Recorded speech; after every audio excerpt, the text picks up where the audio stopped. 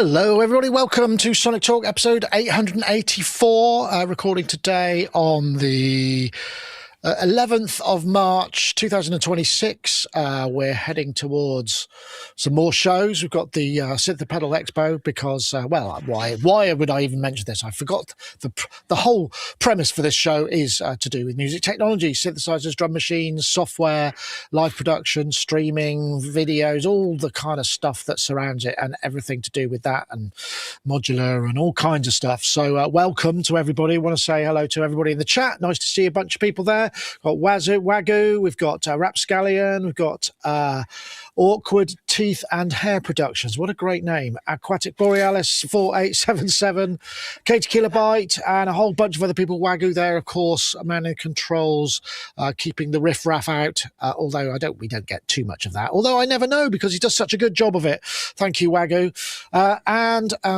Yeah, so we've got loads of stuff coming up. We've got quite a big show. We've got a great panel. So let me just do a bit of housekeeping quickly. Coming up, we have a couple of days left for the Joranalogue Collide 4. Ends on the 13th of March. That's Friday the 13th. Gosh, that's quite auspicious. Maybe it'll be lucky for somebody. If you want to enter, just head over to the link that showed up in the chat, I think. Did it? It should have done.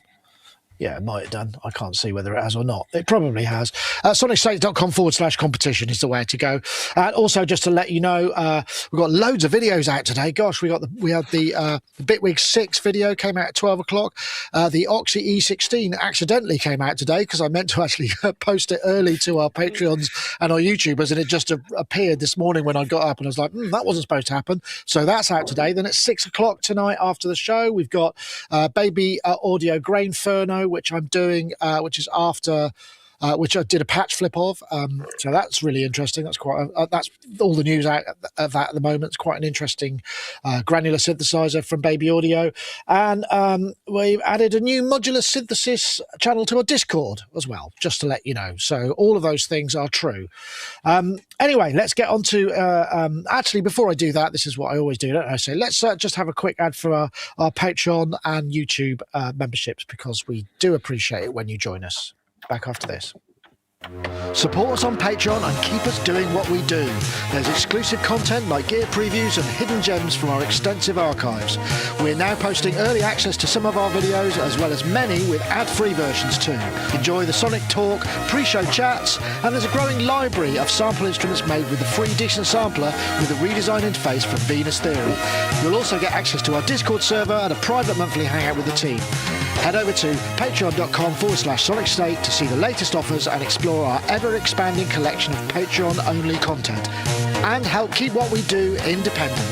And for those who'd rather support us on YouTube, we've added a new 16-bit tier which gives you early access to some videos and all of our Decent Sampler instruments. So just head over to YouTube and check out the membership offers there. Okay, I will come to Paulie first, because as I listen to that, I've become increasingly more subconscious and self-conscious about the terrible music edit I did under that bed of Paulie's excellent music. I'm so sorry about that. I promised to have another look at it, and I didn't. It's something like 7/16 time or something, that cut. It makes it hard. Great. Yeah, it makes it hard. Oh, it's jazz, man, jazz. Jazz. Yeah, how are we doing, Nick? You good? We're good. Yeah, very good, Paulie. Paulie's there in Birmingham, where you can see the what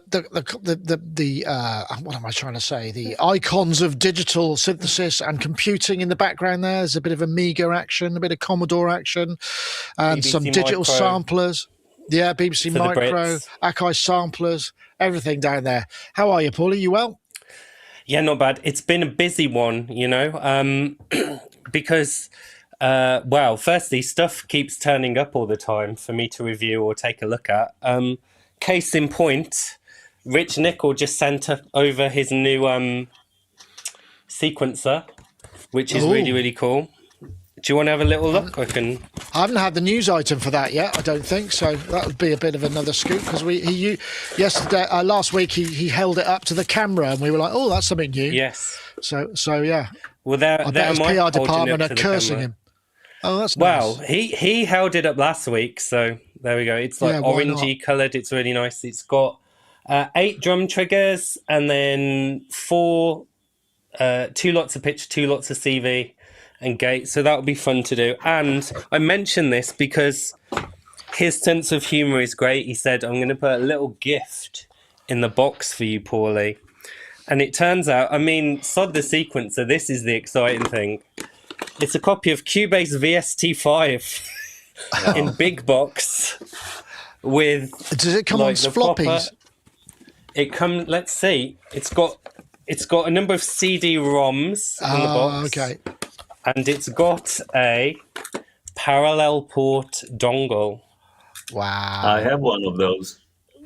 Yeah. Well, now do I. This is what having friends in high places gets you cool stuff like this. So there I we go. ditched mine because it the cracks seemed to work better. Even though I owned it, the crack was crashed less because the hardware sort of copy protection Have just to communicate with the printer. Exactly. Was it like H2O try before buy?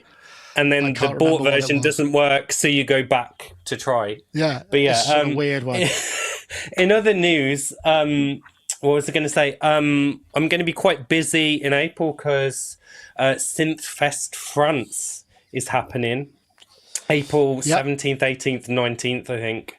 And I'm going to be working the show. I'm going to be on the Liquid Sky /PPG stall. Nice. Wearing a Darist outfit, selling modules. So if you are a French viewer and you are going to that event, come and say hi.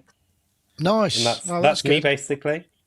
Excellent. Well, I should also mention we've got the London Synth and Pedal Expo on the 21st and 22nd of March. There's quite a lot of things happening that weekend, I think. We will be going to that one because there's also Synth Southwest, which is happening in where is it? Dawlish. Dawlish. I do beg your pardon. So yeah, do check that out. And we'll be there doing some filming and stuff like that. So yeah, well, all our guests seem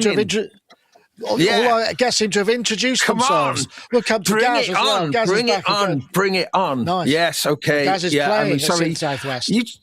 So you just ignited me. It's your fault. So I beg your pardon. No, you can carry on with the other introduction. So I just thought it was okay. That's okay. 21st of March. Yeah, 21st of March. Yes. Okay. Well, why not? Let's go to Yoad next, just because then we've teased Gaz, and then we can bring him into great fanfare in a matter of moments. Yoad Nevo, of course, maximize the impact. That's right. Get a double whammy. There's Yoad there in Yoad's Nevo Sound, where he mans the controls for mixing, Atmos, and software development. Yoad's been smashing the YouTubes recently. Yoad, I think you just hit 100K on your channel. I was watching your. And I got this from YouTube. You got it already? And you've got it already? Yeah, and I'm gonna wait till this evening so I can open it together with Melissa and Tia. Nice. Because it's kind of, they're part of it as well. And it's very exciting. It's very exciting. I started only a year ago, and it's been well over my. Yeah, nice. Congratulations. Thank you. Congratulations. Who managed to find the sound effect? Was that you, Gaz? Maybe it might have been. Yeah, but the thing was, I didn't have the monitoring on, so I didn't know that it actually came out because I messed the monitoring up making a video with you. Oh well, okay. Yes, well, we'll get onto that in a sec. Anyway, yeah, fantastic news. Congratulations. I really enjoyed your country music when you set the mixing Nashville style where you weren't allowed to solo anything. I thought that was really quite a challenge, and it sounded great what you were doing. So, thank you. Isn't it wonderful that these days you can add? Well. Yeah, isn't it amazing? You can add like tape across all input channels and then go A, B, switch them on, switch them off, and then add an SSL channel strip or a Neve channel, whatever, and just see what they sound like across an entire mix. It's astonishing, isn't it, what we can do these days? Music technology, eh? What a fantastic. Yeah, and of course, Gaz Williams, who's been itching to get in, fresh from the Oxy E16 video we shot. Everything's so exciting, isn't it? I mean, we have to. I mean, obviously, we're in troubling times, shall we say? But music technology, music in general is. I said this last time, though. More time you spend in music, the better for your health that it is, and absolutely. Maybe one of the points later might touch on that, but. Yeah, I just was blown away today watching a Stephen Wilson interview, and he's launched Stephen Wilson from the Porcupine Tree and his solo work, but also he's the chap who's brought in to mix kind of classic albums, and recently has been doing that in Dolby Atmos. I've been fortunate to have experienced some amazing Dolby Atmos experiences recently. Listening to Stephen Wilson's the overview is just an incredible experience. It's kind of, I've had a bit of like an epiphany that was a bit like hearing CD for the first time, or like listening to these Dolby Atmos mixes. As I'm sure, like Yoad, you're very Dolby. You've got Dolby Atmos there. Am I right? Or yeah, it sure has. Yeah. So so I'm arriving like kind of late to the party somewhat, but I think Stephen Wilson is the person who's been the killer app for Dolby Atmos for me.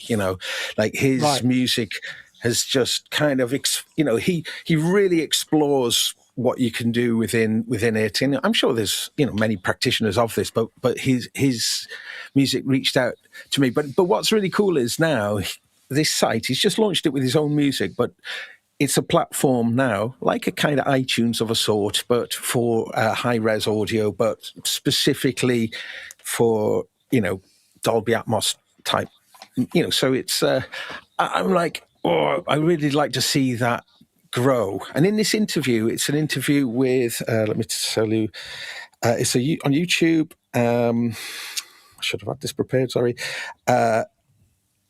It's an interview, Now Spinning, Now Spinning Magazine.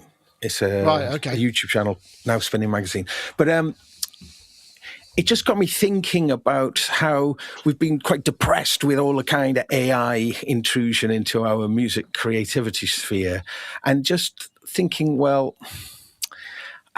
there's so much to explore that, ignoring that AI thing, there's so much to explore. The Dolby Atmos mixes, how you can just create just so much more. You can put so much more stuff into your mixes now. There's just more places to. So where you're trying to always battle for space, there's acres of space. It's just kind of like amazing. Yeah, so I am, nice. Late to the party somewhat, but it's got me really excited. I've still yet to experience a really good Atmos thing, so I need to probably do that. But then, that's the only place I'm going to experience that is someone who's got a decent Atmos system. Maybe when you're in town for Pedal Fest, Synth Fest. Oh, come and listen to something. Oh, that would be fun. Yeah. If I get the chance, I'll see if I can. Yeah, that would be really nice. Wow, I mean, and we've got. I feel like after what you were saying about AI, I feel like that this next topic is perhaps a little bit might fall a bit flat. But I thought it was really interesting. This, so this is let's go there anyway. Let's get something straight in because we got a lot to talk about. So let's just go. So JBL BandBox Solo, it's like a little practice speaker, but it's got stem separation as well as amp models. Oh my god. And sounds like normalization as well. That's an extremely loud video. So 80 watt, and you can just basically remove the guitar or remove the vocal so that you can play along with it. A brilliant tool. I think it's actually, if it's any good, well, it looks like here it is in action. 199 quid, stem separation. Works on Bluetooth. I mean, I guess this is the sort of thing where you kind of go, okay, this is great use of. I guess it's machine learning. It's not going to have an LLM on it, but just brilliant piece of kit for that. I don't know, very handy. I don't know if Paulie, have you ever had to rehearse for learn a band's music? And that's the hardest part, because I remember when I was working with Goldfrapp, I would have to create all of these listening versions for the live acts that just was everything apart from the track that the person had to play, and then you had to do both, so that you could turn it up a bit so they could hear what was going. It was really complicated. And this thing you can actually adjust, so you could just turn it down a bit, or you can turn it up a bit and turn the other things down so you can hear. I mean, I can't speak as to exactly how good it is, but if it's any good at all, this looks really useful. I mean, even with my autistic hearing, there's limits to how many bits I can pick out, in a mix. So if you are, you know, training up musicians, this is pretty cool, because especially if you have musicians who are a little bit sight reading phobic, you know, it's pretty cool. But I watched the Andertons video. Right, okay. I didn't watch that one. I clicked a different link. The Andertons video, which was Pete and the Captain, I think, going through it, and they absolutely made it sound incredible. Of course, they're like, you know, accomplished musicians, and they'll make anything sound incredible. I think they've sold a lot of effects pedals and a lot of guitars between them, you know, just because anything they play, anything they touch sounds brilliant. But even if you don't really use the AI, this thing has got so much crammed into it. I think it's got a drum machine crammed in. It's got a whole effects pedal suite where you can add pedals to a chain, amp models, all sorts of stuff. So I think a lot of people are going to, even if the AI doesn't get used all that often, I think people are really going to go for this as sort of a first practice amp, or maybe choose it instead of I guess this is a smart practice amp, isn't it? And maybe people will go for this over a standard, you know, little practice amp now. But it's the least offensive use of AI I've seen so far, you know. And that's all you're going to get from me, Nick, because that's my brand, isn't it? Burn it with fire. So I know, Gaz, I mean, even for bass, I'd imagine, you know, I mean, obviously it'd be a bit challenging if you're playing reggae and you have to learn bass lines and play bass lines on it. I mean, it just looks really good. Hold on, I muted you. I don't know why. Should be back now. Let me get you back. Sorry, Gaz. There's good reason to mute me. There's good reason to mute me, to be fair. Definitely. No, never. I think Paulie said it. I mean, you know, what a brilliant tool, really. It's also so kind of 21st century that it sort of makes old guitar, you know, practice amps and stuff seem very, very dated. I mean... Yeah, I have to. It just looks like a really. I mean, even if you're just looking for a Bluetooth speaker, you know, it's like I'll have that, and it'll do all these other things as well. Yeah, it's just astonishing. I mean, wow. But I mean, anything that encourages people to play, and I think this does. You know, gets a big thumbs up from me. Yeah. I mean, you know, I suppose the use of the word AI is just annoying. Like you said, machine learning. Perhaps if we pivoted to that more or something algorithmic. You know, using fancy processing, you can take out your elements, you know, I think. But I've had to learn stuff so many times. And also, what was really fascinating to that, for me about this is that thing, it's small enough to be your Bluetooth speaker.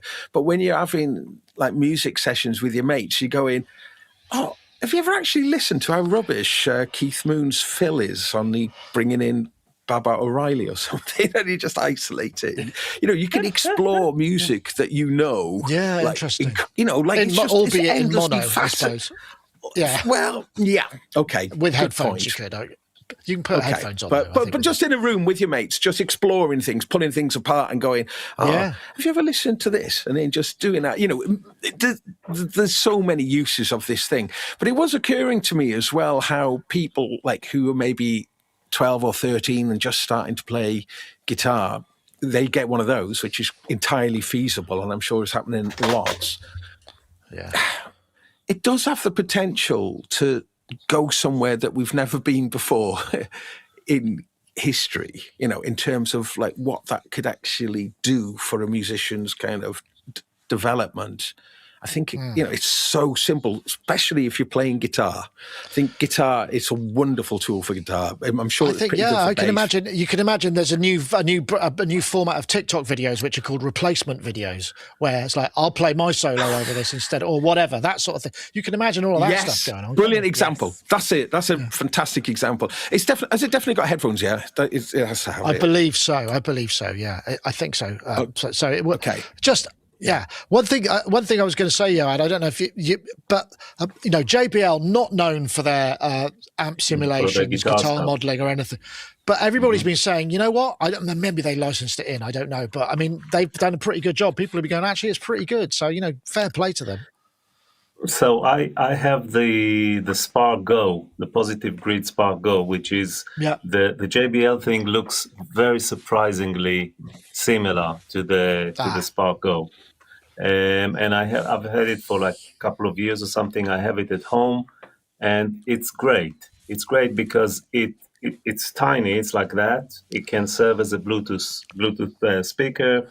You can play YouTube stuff on it, and it connects to your computer, and you can use it as a sound card. So you can record the clean guitar on one track and the processed guitar on the other track, which is amazing. So it doesn't have the track separation thing, but apart from that, it's a really, really cool thing because it's just tiny. It has a nice sound. It has all the Positive Grid processors, which are really good, the amp simulators, and I'm sure JBL have acquired their algorithms as well.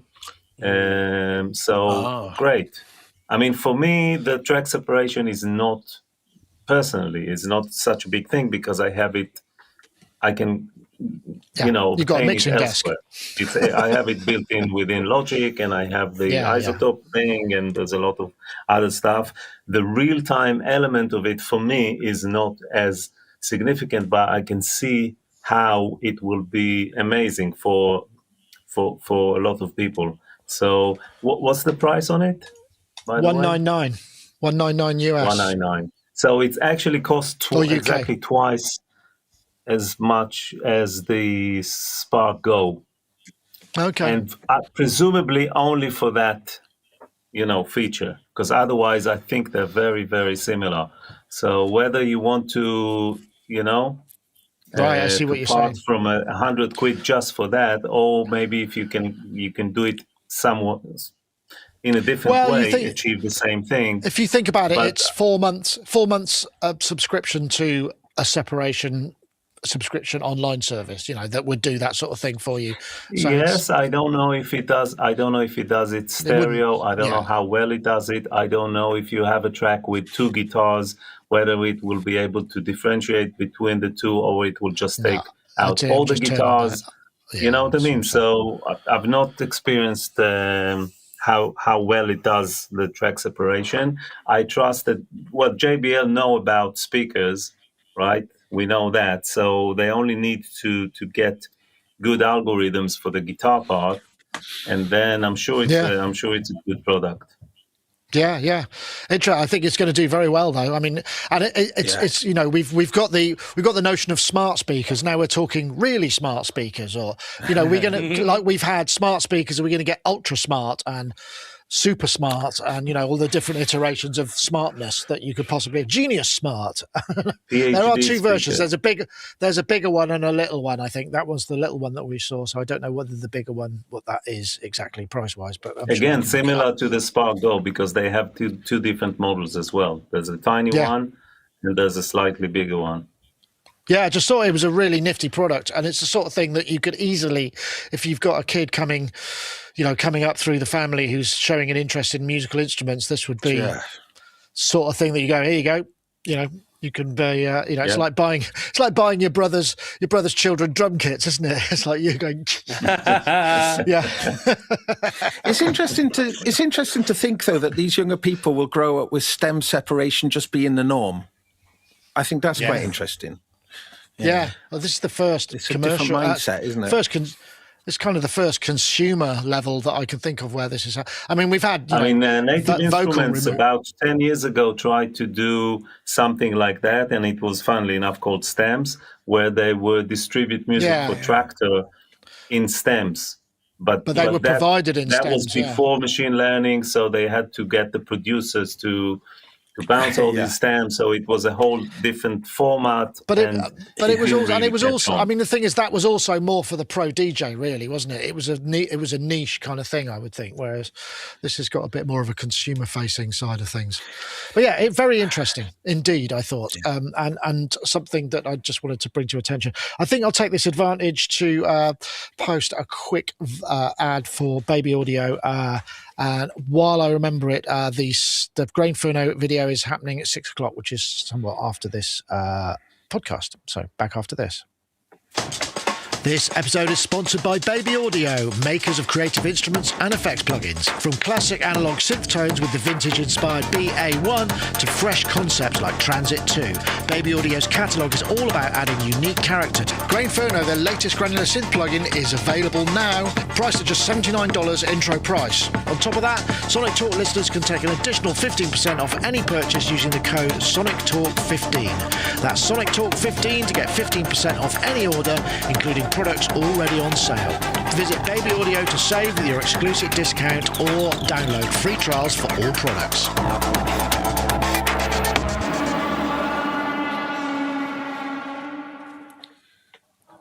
Yes, indeed. So, very interesting side of things. I mean, there's so many places to go. I don't know where to go here because we've got so many different. Oh, actually, while we remembered it, Paulie did send me this video, this image of, because we're episode 884, and there is a. Let me see if I can find it. The quadraphonic quarter-inch. I think that's a quarter-inch.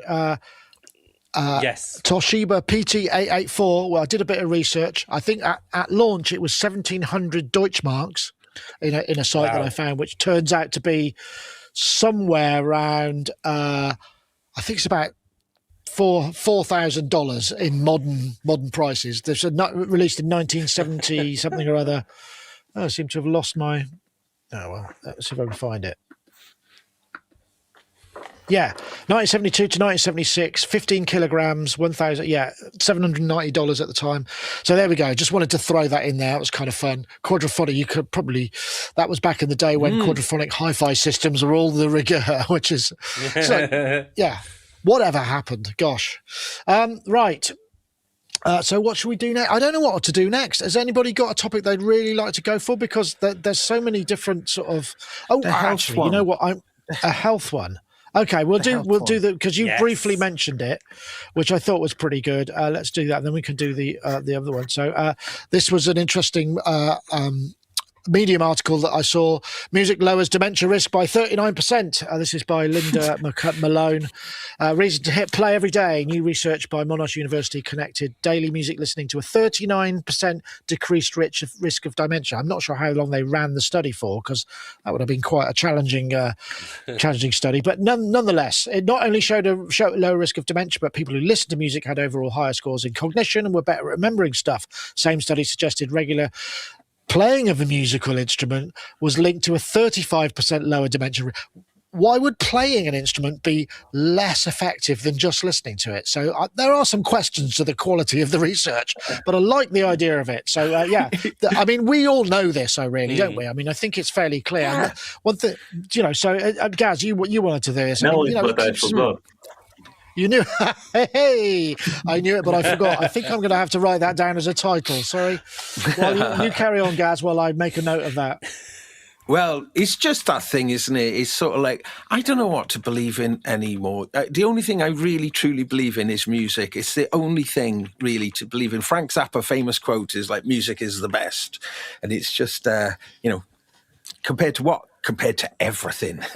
So anything that just backs up this, anything that backs this off just goes, yes, I backed the right horse here. Music is the thing, if riding out into the sunset with music. Music is just like, I don't know, it affects me on a molecular level. And the vibrations, it truly does. And like loud, exciting music is just a thrill. It's a thrill to make. It's a thrill to listen to. I love it. And it's been battered constantly by business and government and just dismissed and trivialized. And it's so, fundamental to existence. Yes, we're on the right track. Everyone who plays and makes and devotes their life to music, there is nothing better. Wow, I think a little round of applause there. That sounds like the sort of there's a YouTube short right there. That's going on Instagram. It's true. Yeah, nice speech. It's true. It's true. Vote Gaz for the vote Gaz for the music party. Excellent. It's It kind true. of sounds like we're all in a commune and you're our leader, Gaz. And I want you to know I would follow you to the end with music. Anyway, I've worked in like community music and social healthcare and mental health for like a long time, and part of that has been working with dementia experiences. And yes, you would be surprised how much even someone with like, you know, pretty advanced cognitive issues, pretty advanced dementia, can be brought back for a second with a song. The most powerful, do you know the song Jamaica Farewell? It's an older song. I think it was Harry Belafonte. There was this older Jamaican gent who was very, very, very quiet and still and withdrawn for most of the music session while I was there. I played that song. He was brought to life instantly. And then he starts talking and he starts telling me about when he first ever heard that song. So I've got no doubt whatsoever that music is a, you know, incredible. It's stored in the memory somewhere. Well, it's emotional connection, isn't it? Yeah. Where merely logic doesn't live. There's something that, you know, goes far, far deeper. And I just wanted to say that my wife has dementia in her family, so this could be something. I'm very musical household. Could be something that means that she does not end up, you know, having the same issues as a grandmother or what have you. Or if she does have some of those issues, that constantly being around music, I hope, could be minimized. So I was very happy with that. You know, thing. Is everyone crying? I'm sorry if it was a bit too emotional. No, it is, but it's really interesting. It is an emotive thing. I mean, you know, Johan, you spend a lot of your time sort of forensically working with music. Yeah, I imagine, you know, do you still get the opportunity to have that emotional response, or are you kind of constant? Is your brain constantly rewired to go, that kick's a bit loud, or whatever it may be? You know, I do that, and that's why I find it sometimes hard to kind of acquire new music for my sort of, you know, mental library, but it's mainly stuff that I knew and loved from before I was working, that makes sense, or doing this every day and analyzing and all that. But yeah, absolutely. Sometimes, you know, I'm in tears just listening to a song. But I think that the title for this article is very, very inappropriate, because turn it up is not what you want to do. Okay, you want to listen to music and it's all true, good and well, but you want to keep your ears in working condition. And if you turn it up, it's not going to help, especially, you know, as you get older. So I think I have a video about that. I think it's really important I listen very, very quietly, as quiet as possible. And I think that when you do that, your ears are in much more focus, because, you know, we have a defense mechanism in our ears, which is similar to how our pupils kind of contract. So when everything is loud, you just don't hear as well. Maybe you get this excitement and stuff, and it's good if you're clubbing and all that. Occasionally, don't do it every day. But when you work, just work quietly. I don't want to sound like an old, you know, uncle or something, but I think it's a really good practice, because you'll hear everything better. You'll hear more details. Your speakers will respond better because they'll have more headroom. Your room, if it's untreated or if it's, you know, it has reflections and stuff, it will be less excitated by the the SPL. So and just learn to enjoy listening to music quietly, at least while working. When you want to enjoy, that's fine. But if you are in it for long hours every day, I think it's a must. And I just turned my headphones down. I was thinking, maybe my headphones are a bit loud. That's interesting. Yeah. So when you're creating, when you're creating music, do you listen a little bit louder to get more vibe, or do you try and work that at a lower version? Because sometimes when it's quiet, even just the physical sound of whacking a keyboard or whatever can kind of distract a little bit. I mean, that's my excuse. I don't know if it's a very good. Yeah, sometimes I do crank it up. I'm not like, but most of the time, I use this nano keys thing, which is very clicky.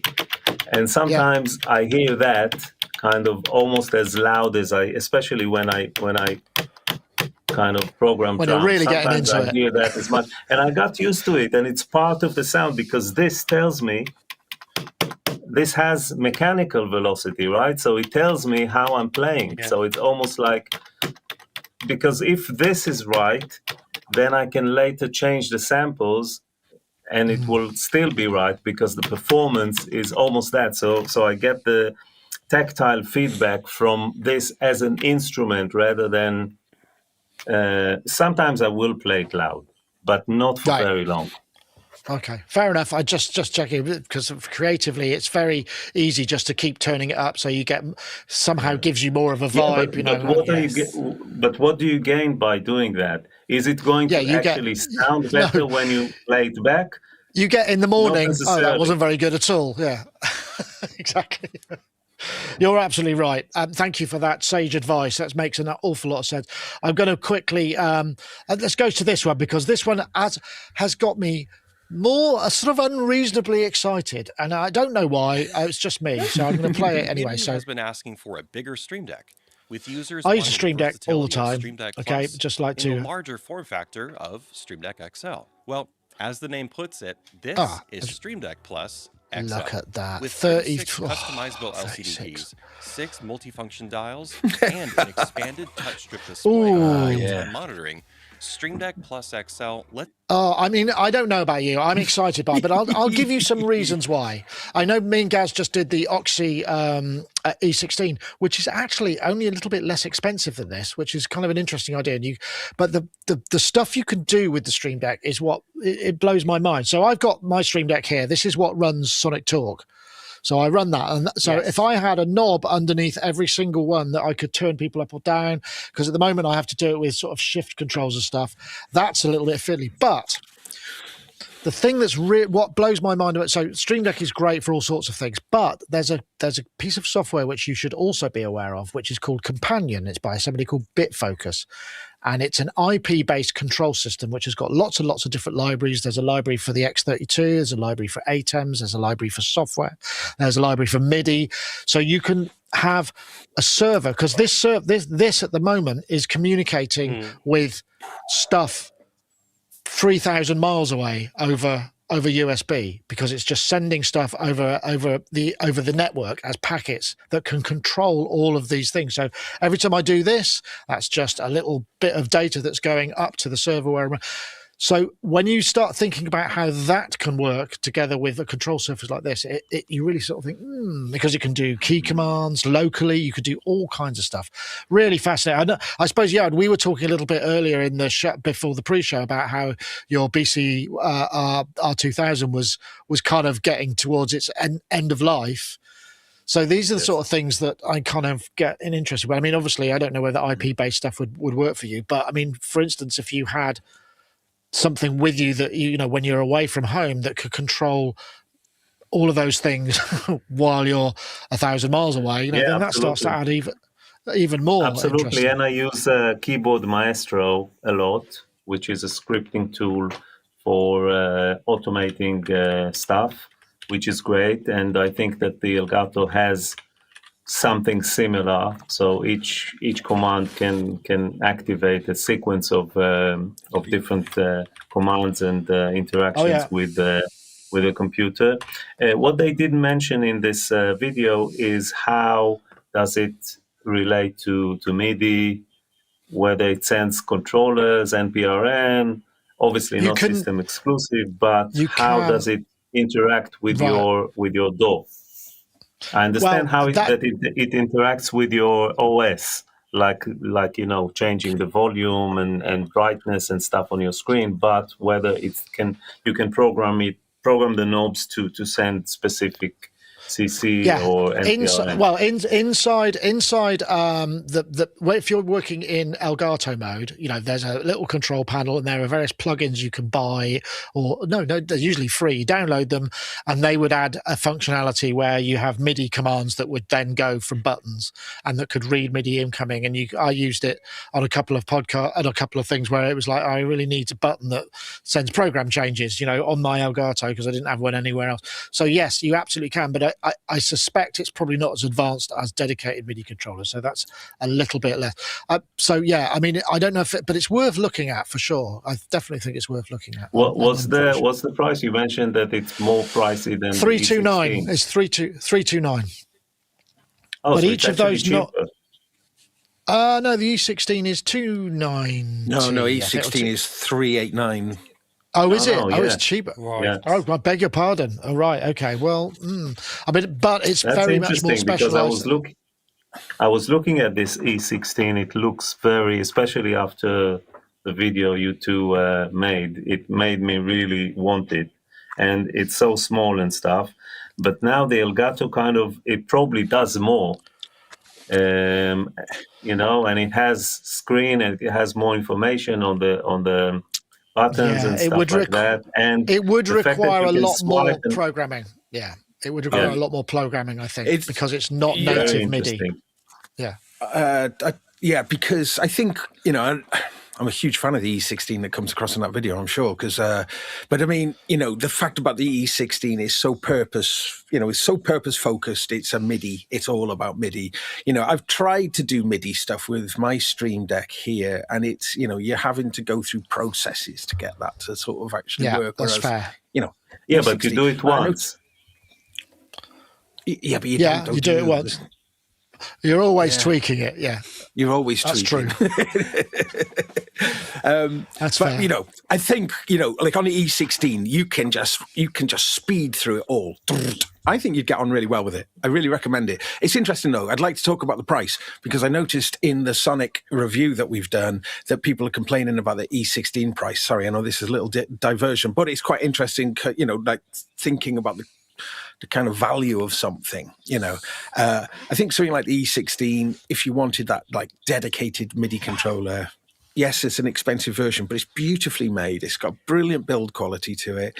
Comes with this carry case as well. And, I think that all told, I think it represents good value. It's a job for purpose. Supremely useful piece of specific niche high tech, so whereas this Elgato though, I mean, you can use it for so many applications. You could like use it for your entire way that you interact with a computer other than using maybe the key bed. But I'm sure you could probably turn those. Is there a mode where it turns all the keys into a QWERTY keyboard, like all of it?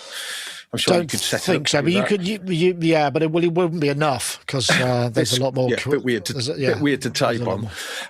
But the point being that like you could build your entire like DE because it's essentially uses its main function is QWERTY based stuff, isn't it? It's like no. So like in terms of no, not in the slightest. I mean, in terms of how it would interact with something like Cubase, it would, you could use it with all the key command aspects. Key commands. You could get it to send MIDI controller stuff. I wonder if you could send the AI knob. So look, okay. The thing about this is the buttons. Yeah. I've got metering on one of those buttons. Those buttons they will all change, and they've all got their names and their functions on them, and they all change depending. So that's the thing that makes it more attractive, because whatever it's doing, you get a lot more visual feedback, which for MIDI controller may not be necessary to have that much. It just makes it more. Should probably let Paulie come in on this as well, because I don't know, because you're more of a sort of mouse and screen and cursor person. I haven't. This sort of physical control is not something that you perhaps crave as much as other people, because it doesn't suit your workflow.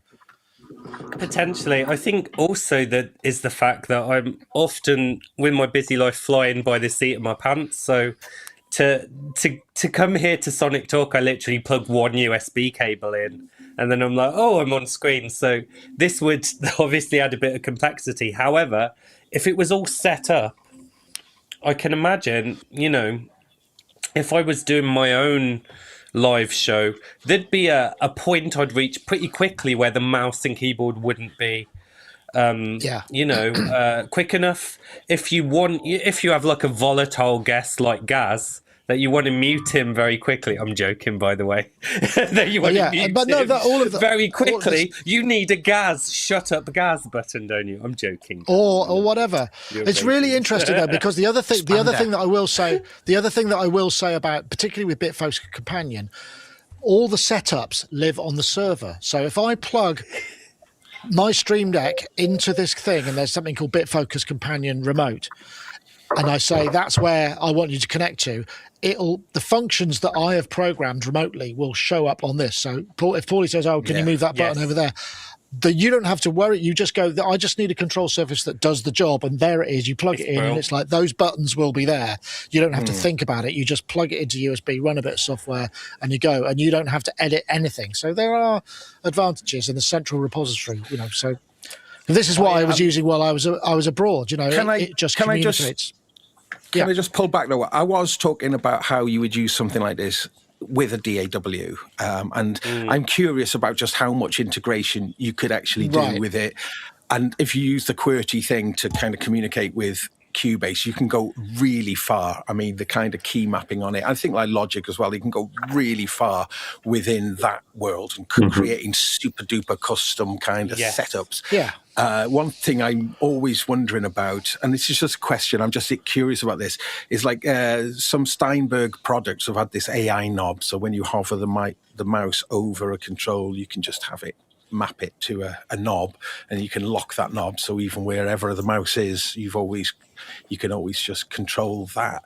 Those sort of functions, I think, are really, really important. And like, if you could like have a device like that, maybe this could do, and maybe I don't know how you would do it, but that you could do that you could kind of go lock that.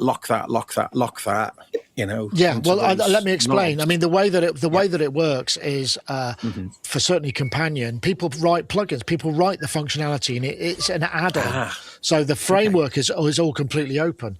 And the only thing I would say about key command stuff, that's fine, but that only works if the application is in focus. It won't work if you're elsewhere. So that can be a bit limiting, I think, to a degree. But you can do things like you can send what's the OSC. There's just so many different protocols that you can send. There's an OSC protocol for Companion. There's all this stuff, and those are things that you can download and just load into your own you run a little tiny server on your local machine or a remote machine, however you want it. And then I've got pages on this that run the studio in here. I've got pages that run Sonictalk, the Sonic Live EMOMs. I've got pages that do you know what I mean? There's just it's whatever I want it to be. So anyway, with something like Ableton Live, do you have to have a handshake with the company to be able to get like some of these Ableton Live controllers? Yeah, probably. So there's still that kind of barrier then to integrating it. Okay. To some things, I would agree. Yeah, that's a fair point. Okay, probably just do drop in an ad from our sponsor, and we'll be back shortly after this. Introducing the Novation Launch Control XL3, a control surface for your entire setup. Get hands-on with your entire workflow, Launch Control XL's 8 precision faders, 24 endless rotary encoders, and 16 assignable buttons give you tactile control over all major doors, right out of the box with instant visual feedback. And with intuitive custom mapping for all your plugins and hardware, Novation Launch Control XL makes an ideal studio centerpiece. Control any setup, go deep with a single device, or get to grips with your entire production, mix down or performance. Whether you're in the box, hardware-based, or a mixture of the two, Novation's Launch Control XL is a creative controller that suits your needs. Then you have this. How apt. Yes, that was what an apt advert. For those of you who subscribe to the ad-free version, won't have seen that, but it does. I think that this is great, and I had my eye on it. The Command XL. It's really, I think it looks really cool. Yeah, it might well be simple. something. I mean, it does what it says, and I'm not sure whether it has unlimited kind of pages or just 16. That's the only thing. Yeah, I don't know. I think it's. I don't think it's unlimited, but that's a fair point. Well, there is the new one, isn't there? There's a new knobby controller that's just out from them as well. So and also not only that, but there's the Roto control from that Australian company. I completely forget. Melbourne. Somebody else. Melbourne Instruments. That's kind of cool. I mean, there's lots of options out there, definitely, and it's certainly something that you would want to check.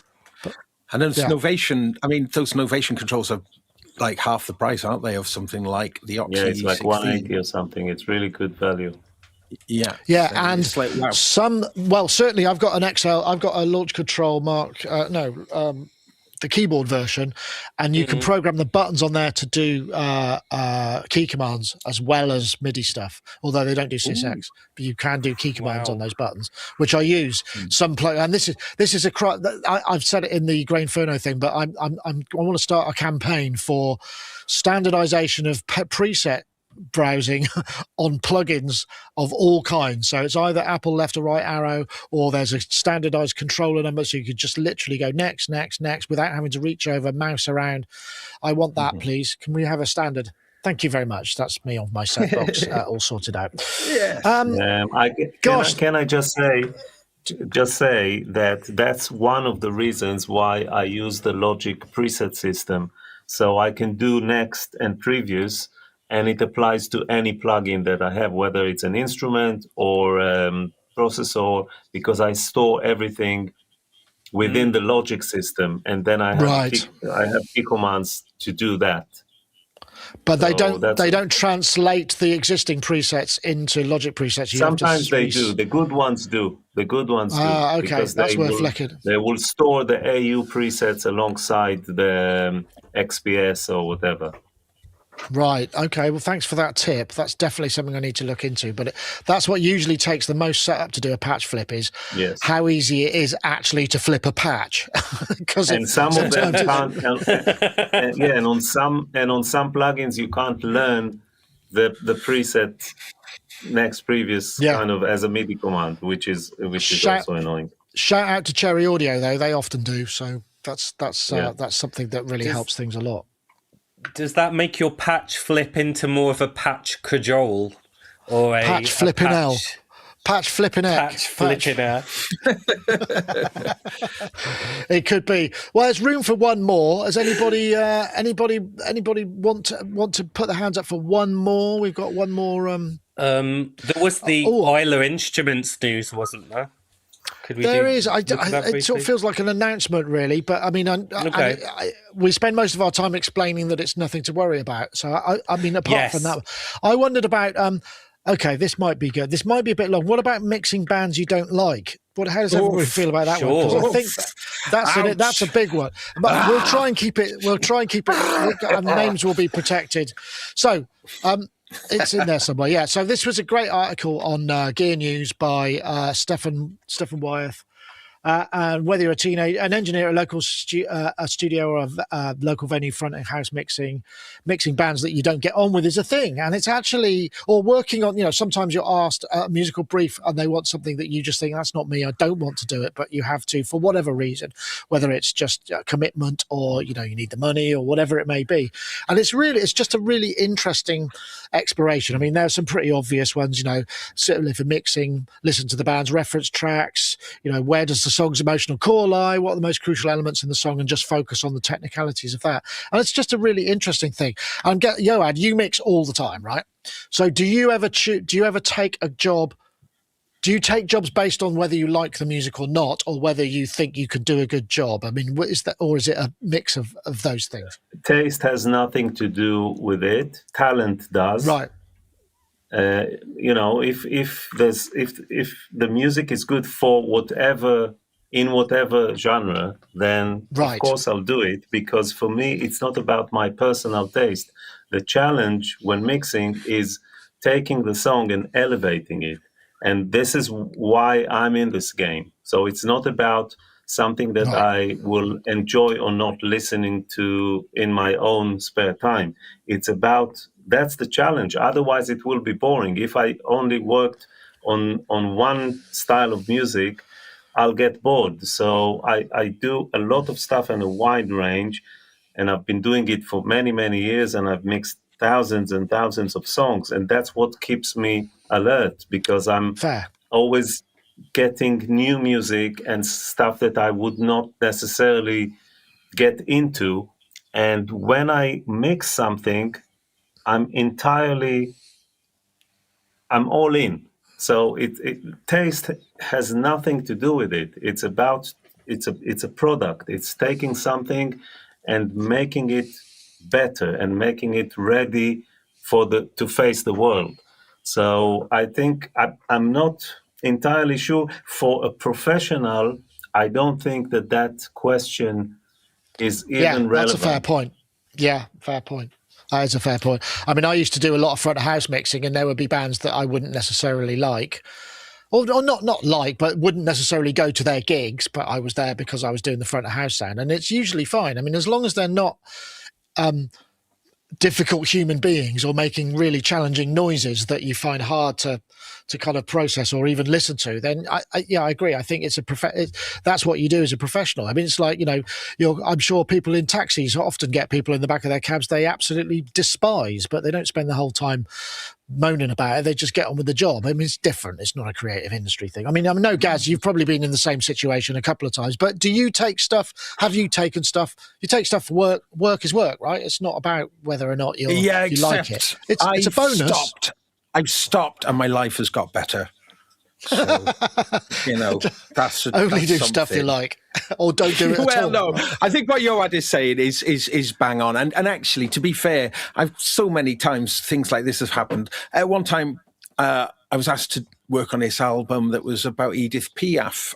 It was like an Edith Piaf tribute act, and I was like, oh God, that was one thing. Anytime I'd ever come across her music, it really did. I was like, ugh, yuck. Working on that album and putting your all into it, as Yoad says, which I always do on whatever I'm working on, I like 100%. And then you're inside the music, but then I came out of that a fan of her music and going listening to Edith Piaf now, and it's like, it's like completely got me. So I'm the richer man for it then, aren't I? Fantastic. It's just like, whoop, another little kind of globule of music love has just popped out, and so there is a lot to be gained from that. I think when you're working with difficult acts, and there's a lot of ego and a lot of kind of attitude. Yeah, that's different, isn't it? That's it is different, and that becomes really challenging. And also sometimes when people's expectations are unrealistic, that's like one of the worst things, really, when people have got this kind of, they've got delusions of grandeur of what they're doing, and and somehow you're the person to kind of realize that, and it's, you can get caught into horrible kind of situations. you know, and it's things like that that I'm really glad to be free of now. I'm very, very selective about work that I do now, and I do feel better for it. I think I've done too many things for other people for too long, that I'm doing stuff for myself. Yeah, no, that's fair enough. I think one of the things, I think one of the things that I certainly saw when I was, is like, actually, it's more down to what do you do when you've taken the job and you don't think you can do it because you've got no confidence in your ability. Focus on the things that you can break it down into bits that you can. I mean, like anything, when you're presented with something that's really challenging, you go, crikey, and you look at it as a whole. But then if you just go, well, actually, I can hear that this thing needs fixing. You focus on the individual things and then, you know, break it down. I mean, I know, Paulie, I wonder if this comes from an aspect of insecurity rather than in the best part. We're all creatively insecure, or many of us are. So it's not no big news on that. No. I think there's a couple of like points, you know, that I can bring to this in a more general sense. I think that working on a project that you are not that enthralled with involves compromise, involves a hell of a lot of compromise, and I'm a bit of a control freak for that. Right. I'm very much, you know, this is where I'm going. Are you coming with me in a project? Right. But I will say that cold hard cash is a good medicine for making compromise go down. So I think, you know, I think there's work that you do which is just to pay the bills, and then there's work that you do for the actual love of it. An interesting point, I could get this completely wrong, but the word amateur is French, and it comes from for the love of, doing something for the love of something. So in fact, it's really, you know, changed my view on the word amateur and that kind of project that you do, where there might not be much money in it, but you're like, oh, this is actually really creatively and fulfilling, and it's making my soul dance and stuff like that, you know. So I think my mind has compartmentalized paid work that you do to a brief, and stuff for the love of it. And usually now, because I'm mainly working with you, Nick, I get both. Because we seem to see eye to eye on the direction, you know, that my kooky retro stuff seems to work. So I actually get to do something fulfilling and, you know, financially rewarding as well. But I don't think all projects have both. No, I agree. And I think up for you to decide. I think that's right, but I think Yoad, you know, you put a very good point on it. I mean, if you're a professional, whatever it is that you do, I mean, there are people who have to work in corporate AV who have to sit in front of really the most tedious conferences for weeks on end, and then edit it together and post it. I mean, that must be, you know, that's some of that stuff. You know, it requires skill and it requires concentration, but sometimes, you know, your head doesn't have to be, you know, in it. Your mind, your heart might be elsewhere. And I suppose that's just it. I mean, but having the ability, the confidence to be able to think, I know I can do this. It's just whether I don't. And I think when I'm offered gigs, I'd say at least 50% of it is, how do I feel about it? Would I like to do it? It's less about, you know, the money, and that's to do with being whether I'm confident that I could do a good job and it wouldn't turn into a nightmare and I'd do a bad job, which obviously I wouldn't want to do anyway. Anyway, interesting points to end on. Oh, yeah. There's one other thing.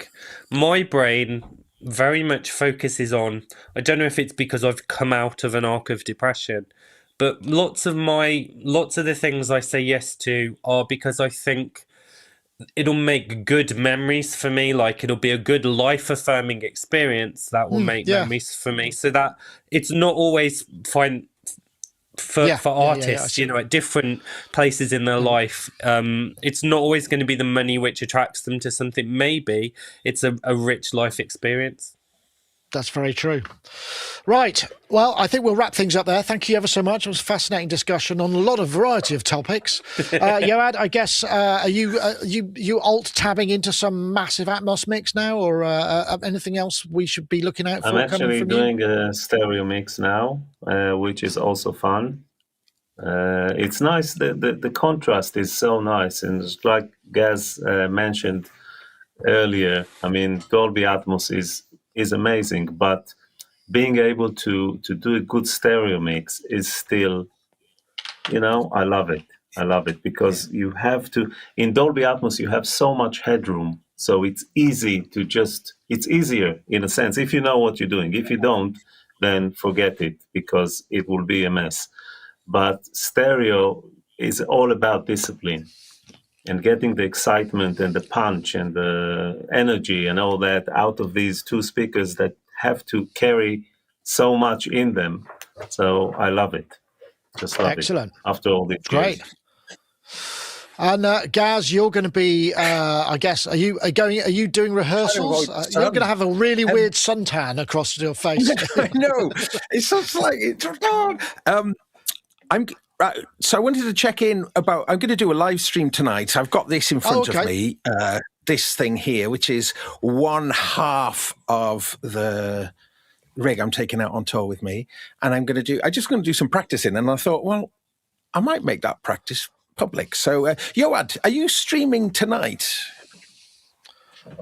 Streaming? No, I usually I don't stream. I just release a video every Thursday at 6. There you go. Great. So I think what I'll do, after Jason's finished, because he stole my slot. No, he hasn't. Yeah, Jet Jervis at 8 p.m, isn't it? It's 8 p.m. on YouTube. Yeah, yes, so do check that out. I'll tell you what then, I'm going to start at, I'm going to do a late stream tonight. I'm going to go about 10:30, and I'm just going to do some practicing on my live rig. I'll talk a little bit about what I'm up to. It's a super interesting setup. This is honestly tetrachords, the LX Euclid from A to V here. Or tune in later to find out all the details. I would say there, Gaz. Sorry, I have to stop you there because we've got to wrap this up. Thank you for letting me be in on the show and to plug my wares. Thank you for joining us. 6 o'clock, there's the Grainferno Baby Audio Grainferno patch flip, so do check that out. That will be coming up. I think that just goes live. I don't think it's a premiere or anything. Thank you very much, everybody. Thanks to everybody in the chat room. Thanks to all the people involved. We'll see you next time. That was Sonic Talk 884. See you later. Bye.